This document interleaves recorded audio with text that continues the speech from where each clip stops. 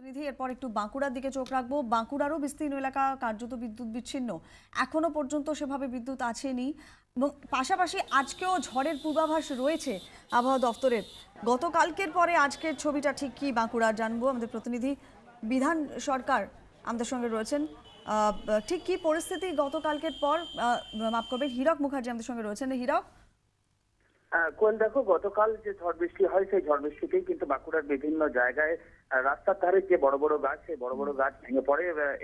এর ফলে বেশ কয়েক জায়গায় কিন্তু গতকাল রাত পর্যন্ত যান চলাচল কার্যত বিপর্যস্ত ছিল এবং আজকে সকালে কিন্তু সেই গাছ, রাস্তার উপরে যে গাছ, সেই গাছ সরানোর কাজ শুরু হয়েছে।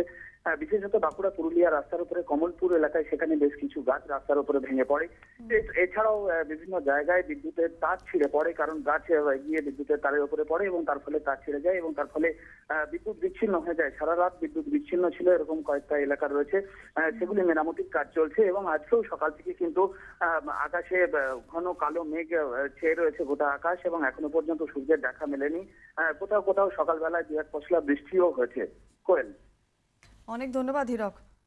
কথা বলে আমাদের প্রতিনিধি হীরক মুখার্জির সঙ্গে। বাঁকুড়াতেও একই রকম ছবি, বর্ধমান হুগলির মতোই কার্যত তছনছ হয়ে গিয়েছে সব জায়গায়। নদিয়ার ছবি জানাবেন আমাদের প্রতিনিধি আমাদের সঙ্গে রয়েছেন। এবং ঝড়ের দাপট অব্যাহত ছিল গতকাল নদিয়াতেও। রানাঘাট হাঁসখালিতে গাছের ডাল ভেঙে 2 ব্যক্তির মৃত্যু হয়েছে। হাঁসখালি ঝিনুকঘাটা দাসপাড়া এলাকা থেকে লণ্ডভণ্ড হয়ে গিয়েছে এবং ব্যাপক ক্ষতি হয়েছে বোরো চাষের। বহু এলাকাও এই জায়গাতেও বিদ্যুৎহীন।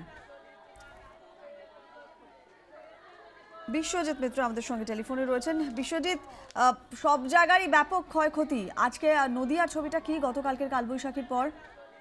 হ্যাঁ কোয়েল, গতকাল সমস্ত জায়গার মতো নদিয়াতেও একই অবস্থা, ঠিক কার্যত বিপর্যস্ত বলা যেতে পারে একেবারে। সকালবেলা থেকে এখনো পর্যন্ত ঝোড়ো হাওয়া বইছে, আকাশ মেঘলা। এবং গতকালকে দুটি ঘটনা ঘটেছে, সেটা রানাঘাটে এবং একজন মারা গেছে গাছের ডাল ভেঙে, এবং নদিয়ার হাঁসখালি ব্লকের আরো একজন বয়স্ক মানুষ, তিনিও গাছের ডাল ভেঙে ঘরের মধ্যেই মারা যান। ইতিমধ্যেই নদিয়া জেলার বহু অংশে বোরো চাষ এবং আমের প্রচুর ক্ষতি হয়েছে এবং এখনো পর্যন্ত যত বেলা বাড়াচ্ছে তত ক্ষয়ক্ষতির খবর এখনো পর্যন্ত এসে পৌঁছাচ্ছে। তো ইতিমধ্যে বলা যেতে পারে কার্যত বিপর্যস্ত গোটা নদিয়ার বেশ কিছু এলাকায় এখনো পর্যন্ত বিদ্যুৎ নেই, বিদ্যুৎবিহীন একেবারে বলা যেতে পারে। কোয়েল, বিশ্বজিৎ, পরিস্থিতি স্বাভাবিক করতে প্রশাসনের তরফে কি ব্যবস্থা নেওয়া হচ্ছে? গতকালকে রাত্রির পরের থেকে ইতিমধ্যেই জেলা প্রশাসনের তরফ থেকে বিভিন্ন জায়গাতেই তারা উদ্ধার কাজে নেমেছেন এবং গতকালকে বিভিন্ন এলাকাতেই, যে সমস্ত এলাকাতেই বিদ্যুৎ ছিল না, কিছু জায়গাতেই সকাল থেকে বিদ্যুৎ আসতে শুরু করেছে। তো সব থেকে বেশি ক্ষতিগ্রস্ত হয়েছে রানাঘাটের 2 নম্বর ব্লকের হাঁসখালি, বগুলা, ধানতলা, আরংঘাটা এইসব অঞ্চলগুলোতে এখনো পর্যন্ত বিদ্যুৎ আসেনি এবং বহু জায়গাতে গাছের ডাল রাস্তায় এবং বাড়ির উপরে সব পড়ে আছে এবং কার্যত বলা যায় ওই এলাকাটা সম্পূর্ণ বিপর্যস্ত। ধন্যবাদ বিশ্বজিৎ, পরিস্থিতির উপর নজর রাখো। আবারও তোমার সঙ্গে আমরা পরবর্তীতে যোগাযোগ করছি। আমাদের 4 প্রতিনিধি সেখানকার ছবি তুলে ধরলেন। বাঁকুড়া, পূর্ব বর্ধমান, হুগলি এবং নদিয়া প্রত্যেক জায়গার ছবিটা একই। কার্যত লণ্ডভণ্ড হয়ে গিয়েছে সব জায়গাতেই, বিদ্যুৎহীন হয়ে পড়েছে বেশিরভাগ এলাকা।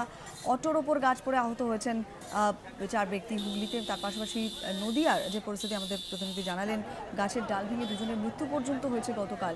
আজকেও কালবৈশাখীর পূর্বাভাস রয়েছে আবহাওয়া দফতরের তরফে, কিন্তু যা পরিস্থিতি তাতে কতক্ষণে স্বাভাবিক হয় সব পুরো পরিস্থিতি সেটাই এখন দেখার। তবে প্রশাসনের তরফে ইতিমধ্যেই কাজ শুরু হয়ে গিয়েছে জানালেন আমাদের প্রতিনিধিরা।